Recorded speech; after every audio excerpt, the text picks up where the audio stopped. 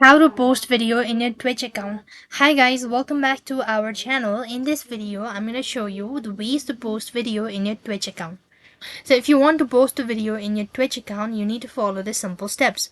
Open up a browser and on the web address bar, what next you need to do is type in twitchtv.com and log in into your account. When you're logged in, that's going to take you to this page. And next thing, what you want to do is go ahead and press the profile from the top right inside the corner of your screen. Then go to this page which says video producers. It's going to show you all the videos that you produce. Now, in my case, I'm unable to do it so since I do not have any affiliated channel or I'm not a streamer, so I cannot find this upload button.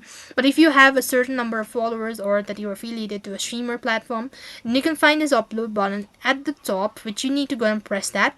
Then you need to locate the file from your file explorer or from your device and then upload it to your content. Now make sure not to forget make sure to upload it and make sure to do it publish, since this is going to be watched by all the viewers, and that's how you could go and upload a video. That is all for this video. I hope the video was helpful. Make sure to like, share and subscribe to our channel. Thank you for watching. See you in the next video.